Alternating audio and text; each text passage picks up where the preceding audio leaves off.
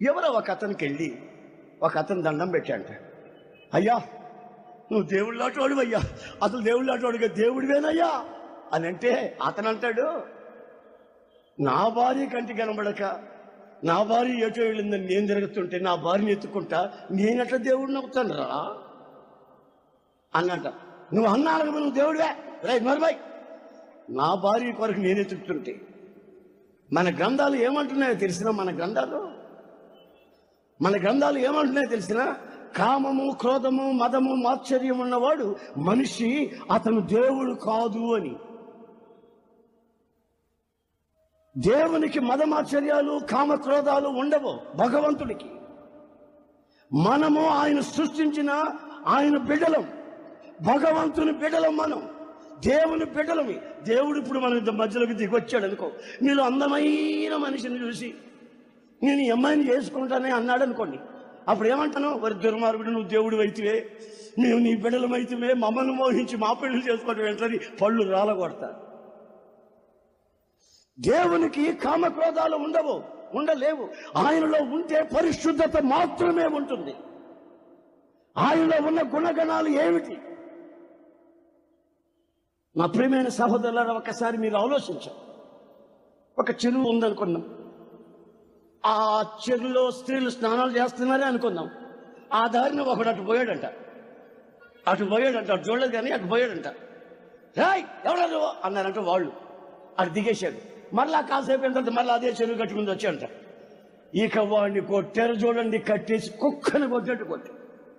వాడేమీ ఆ బట్టలు తీసుకొని పోలేదు, ఆ స్నానాలు చేస్తున్న వాళ్ళు బట్టలు తీసుకొని పారిపోలేదు, వాళ్ళని చూడలేదు, వాళ్ళని ఏమనలేదు. ఆ చెరువు కట్టి 2 సార్లు తిరిగిన దానికే కుక్కని కొట్టినట్టు కొట్టారు. ఆడికి గుండు చేయించి బొట్లు పెట్టారు. ఎదవ స్నానాలు చేస్తున్న దగ్గర నీకేం పని ఎదవ అని కీళ్ళ కొట్టాడు. అప్పుడు వాడిని కట్టేసి కొట్టేటప్పుడు ఇవన్నీ లీలలు అన్నాడు అనుకో, అని ఇంకా పళ్ళు రాలు కొడతారు. లీలలా ఎదవ ఏం పనులు, దరిద్ర పనులు అంటారు.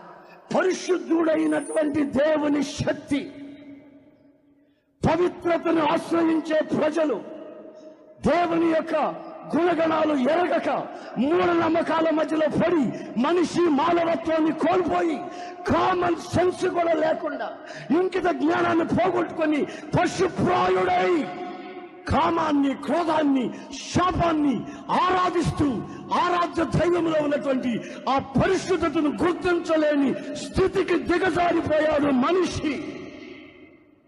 గనుక మానవత్వం కలిగి మనిషిగా మనుగడ చేయాలని ఆయన రక్త ప్రోక్షణ చేత మనిషిని పాపములో నుంచి విడుదల చేసి పవిత్రతకి మాదిరిగా, పవిత్రతకి సూచనగా, పవిత్రతకి నమూనాగా యేసయ్య నిలబడి, ఏయ్ భక్తుడా,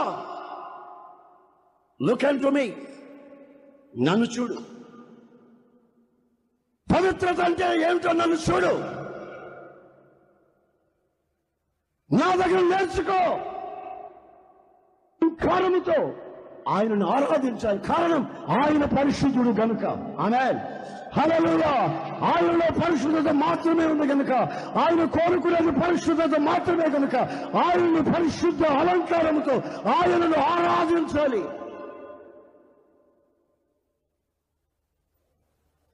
నా దగ్గరికి భార్యాభర్తలు ఇద్దరు వచ్చి, ఏమన్నా వేసనగానండి, మా ఇద్దరికి ప్రార్థన చేయండి అన్నారు. నేను వాళ్ళిద్దరి మీద చేపెట్టి ప్రార్థన చేయకపోతే పరిశుద్ధాత్ముడు చెప్తున్నాడు, డోంట్ టచ్, వాళ్ళ ముట్టుకో. ఈ మనిషి అతని భార్య కాదు. గమనిస్తున్నారండి? ఎక్కడైనా మీరు నాటకాలు ఆడితే ఆడొచ్చు, కానీ యేసయ్య దగ్గర ఆడకూడదు నాటకాలు. నేను సడన్గా ఇంత గమనించి, హలో, ఆ రోజు మీ ఇంటికి వచ్చాను కదా, నీ భార్య పిల్లలకు ప్రార్థన చేయించావు, మరి ఈమె ఎవరన్నా? ఈమె అన్న మా ఆఫీసులో పనిచేసే అమ్మాయి అన్నాడు. ఆహా, మరి ఇద్దరు మోకరించారంటే తగునా అన్నట్టు ప్రార్థన చేయమని వాళ్ళిద్దరు మాట్లాడుకొని వచ్చారంట.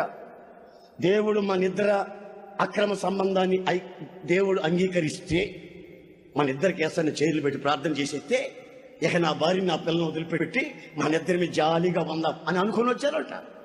నేను ఇలా చేయబెట్టబోతున్నాను. ప్రభు అంటున్నాడు, నా ఇది అపవిత్రమైన సంబంధం, పరిశుద్ధతకి సంబంధించింది కాదు. ఇది నా దగ్గర ఇది కుదరదు. అర్థమైందా? ఇటు వెళ్ళి ఒక మ్యారేజ్ చేసుకొని మళ్ళీ ఇంకొక ఊరికి వెళ్ళి అక్కడ మ్యారేజ్ చేసేసుకొని పెళ్లి కలదని చెప్పి ఇక్కడికి వస్తే ఈమె ఎత్తుకుంటే ఇటు వచ్చింది, ఆమె ఎత్తుకుంటే ఇటు వచ్చింది. ఈ ఇద్దరి మధ్యలో పడ్డాడు అయ్యగారు. వాళ్ళిద్దరు కొట్లాడుకుంటుంటే భరించలేక వెనక్కి 7 అడుగులు వేశాడు. ఇక అంతే, కదలలేదు, మెదలలేదు. అపవిత్రమైన చరిత్రలు. ఒకసారి బస్సులో దిగారు జనమంతాను. దిగాం, దేవుడు మొదటి భార్యను చూసామా, రెండో భార్య దగ్గర పోతాం పదం అంటున్నారు. సిగ్గు కూడా లేదు వాళ్ళకి. మొదటి భార్యను చూసాము, రెండో భార్య దగ్గర పోతాం, దేవుడు భార్య రెండో భార్య అనుకోని మళ్ళీ ఇంకో ఊరికి పోతున్నారు. అక్కడ ఉంది ఆ రెండో భార్య, ఇక్కడ మొదటి భార్య ఉందని. ఆ పని ఎవడైనా చేస్తే అని వస్తారు. మరి వాళ్ళు ఎందుకు ఆరాధిస్తున్నారు ఏమిటో అర్థం కాని పరిస్థితి. నేను ప్రకటిస్తున్న యేసుక్రీస్తు ఆజన్మ బ్రహ్మచారి, పరిశుద్ధుడు. ఆయన బిడ్డలం మనం, హల్లెలూయా. ఆయన బిడ్డలం మనం, పరిశుద్ధుని బిడ్డలం, హల్లెలూయా. ఆ పరిశుద్ధమైన బీజాన్ని మనలో పెట్టి ఆయన రక్తాన్ని చిందించి ఆయన రక్తము చేత సకల పాపములో నుంచి మనల్ని శుద్ధి చేసి పవిత్రపరిచి, నేను పరిశుద్ధుల్ని మీరు పరిశుద్ధులుగా ఉండండి అని హెచ్చరించిన వాడు నేను ప్రకటిస్తున్న యేసుక్రీస్తు.